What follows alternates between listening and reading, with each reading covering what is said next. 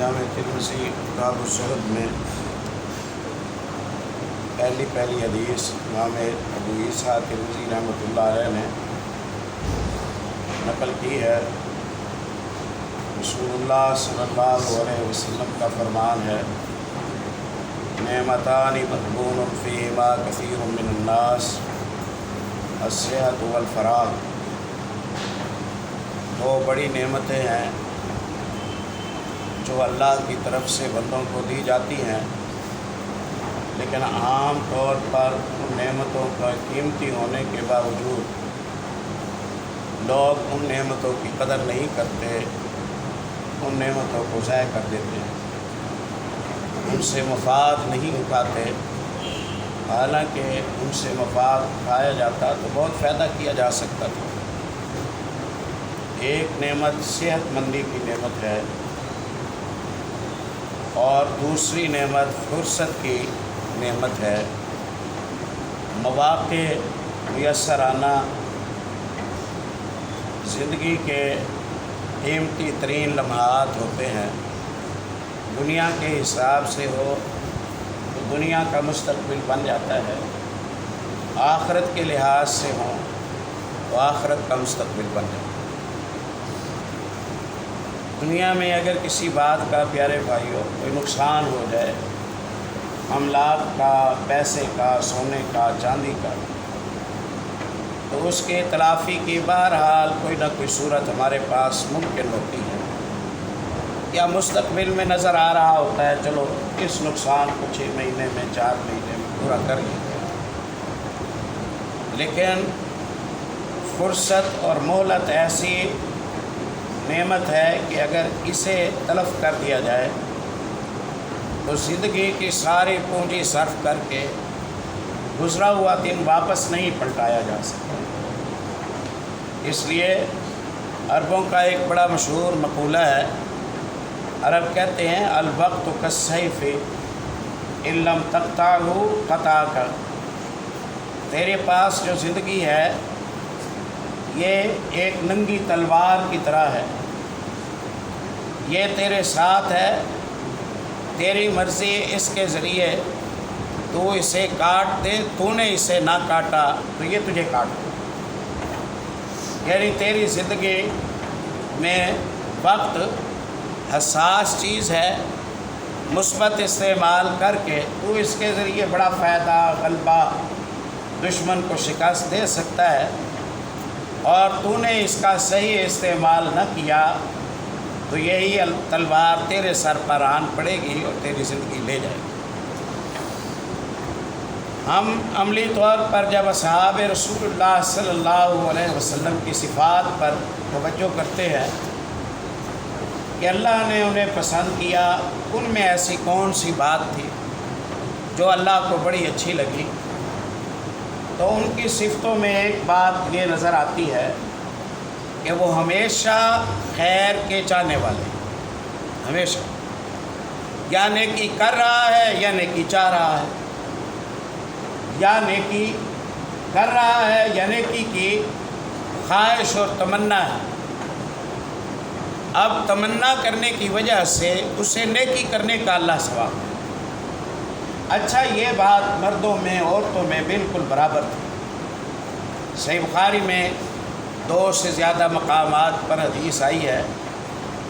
سیدہ ام حرام بنت ملحان رضی اللہ تعالی عنہ کے حوالے سے نبی مکرم صلی اللہ علیہ وسلم اس گھرانے میں تشریف لائے، دوپہر کا وقت ہے، آپ صلی اللہ علیہ وسلم نے قیلولہ فرمایا، سو گئے۔ آپ صلی اللہ علیہ وسلم اپنے ساتھیوں کے ساتھ گھل مل کے رہتے تھے، اپنائیت کے انداز سے رہتے تھے، الگ تھلگ ہو کر نہیں رہتے تھے۔ اجنبی آتا تو اس کی پہچان میں نہ آتے رسول اللہ سے۔ آپ صلی اللہ علیہ وسلم سو گئے۔ آپ صلی اللہ علیہ وسلم تھوڑی دیر کے بعد بیدار ہوئے۔ ام حرام بنت ملحان کہتی ہیں رسول اللہ صلی اللہ علیہ وسلم بیدار ہوئے تو آپ مسکرا رہے ہیں۔ میں نے پوچھا اللہ کے نبی آپ کیوں مسکرا رہے ہیں، ایسی کون سی بات ہوئی ہے؟ تو آپ صلی اللہ علیہ وسلم نے فرمایا مجھے خواب میں اللہ نے میری امت کے لوگ دکھائے، مجھے خواب میں اللہ نے میری امت کے لوگ دکھائے ہیں، منظر بڑا خوبصورت تھا، اسے دیکھ کر میرا دل خوش ہوا، باغ باغ ہوا، میں ہنس پڑا۔ عرض کیا کیا دیکھا ہے آپ نے خواب میں، آپ کی امت کیا کر رہی ہے؟ آپ نے فرمایا اناسم من امتی یرکبون سبج هذا البحر یغزون، میری امت کے کچھ لوگ مجھے دکھائے گئے اس پاس کے سمندر میں سوار ہیں، سمندری جہاز پر، کشتی پر سوار ہیں اور جہاد فی سبیل اللہ کے لیے جا رہے ہیں، اور وہ سفر کے دوران کشتی میں اس طرح بیٹھے ہیں ملوکن علی الاسرہ، جیسے اونچے تختوں پر کوئی بادشاہ براجمان ہوتا ہے۔ میرے غلام اس انداز سے بیٹھے ہوئے ہیں، یوں لگتا تھا کہ کوئی محل میں تخت بچھا ہوا ہے اور تخت پر لوگ ٹیک لگا کر بیٹھے ہوئے ہیں۔ دراصل وہ میری امت کے مجاہد تھے جو سمندری سفر کر کے اللہ کے دین کے غلبے کے لیے سفر کرے۔ یہ منظر بڑا خوشنما تھا، بڑا اچھا تھا، بہت پسندیدہ تھا، دیکھ کر دل باغ باغ ہوا، میری آنکھ کھل گئی، اٹھ کے میں بیٹھا، میں مسکرا رہا تھا، تم نے مجھے دیکھا۔ یہ رب تعالیٰ کی رضامندی کی علامت ہے، پسندیدگی کی علامت ہے، اور یہ بڑی خوش نصیبی کی بات ہے۔ اللہ کسی کی عظمت محمد رسول اللہ صلی اللہ علیہ وسلم کو بطور وہی خواب میں دکھائے، یہ اس شخص کی رحمت کے اور مغفرت کے حقدار ہونے کی علامت ہے۔ ام حرام بنت ملعان نے جیسے ہی یہ خواب سنا، کہتی ہیں ادعو اللہ یجعلنی منہم، اللہ کے نبی میری التجا ہے آپ اللہ سے دعا کریں اللہ ان لوگوں میں مجھے بھی شامل کر دیں، ان لوگوں میں مجھے بھی شامل کر دیں۔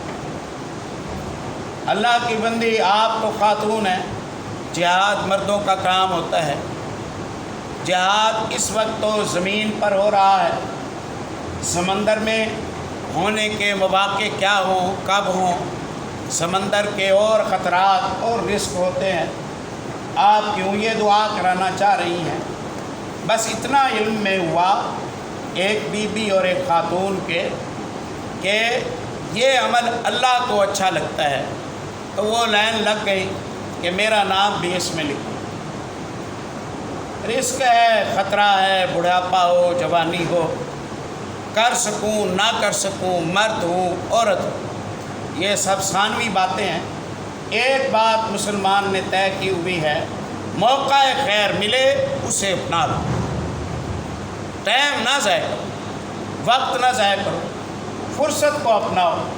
فرصت کو اپنانا یہ اصحاب رسول اللہ صلی اللہ علیہ وسلم کی شعور مندیوں میں سے بڑی شعور مندی ہے جو اس حدیث میں ہمیں نظر آ رہی ہے۔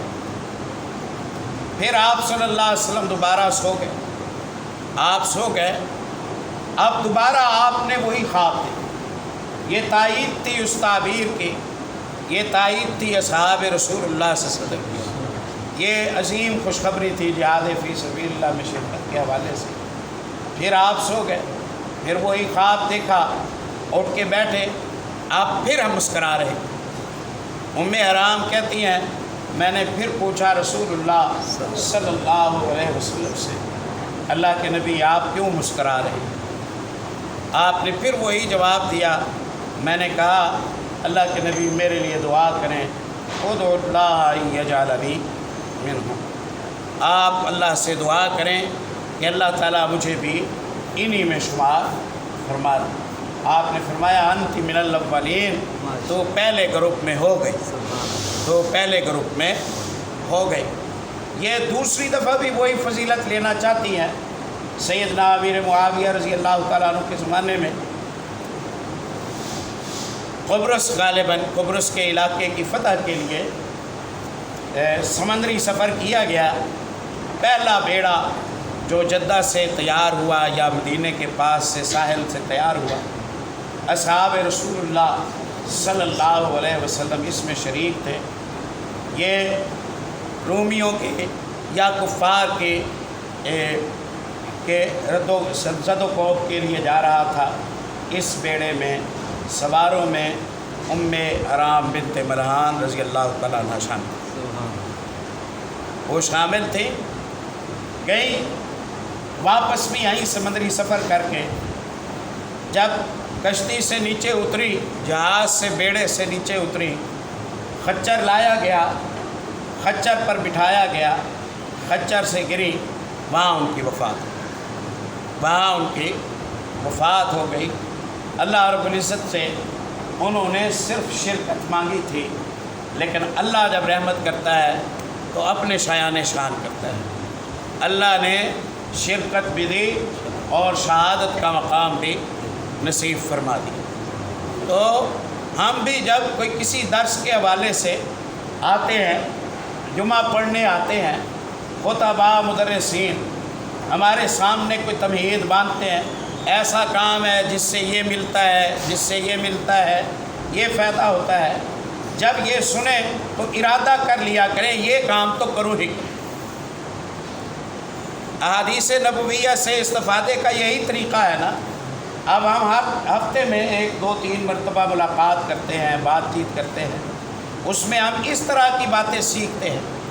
تو ایک امتی کے لیے پیغام یہ ہے کہ جیسے آپ سنیں کہ یہ بخشش کی راہ ہے، یہ اللہ کی رضامندی کا راستہ ہے، اسی وقت نیت اور ارادہ کر لیں یہ کام میں کروں گا۔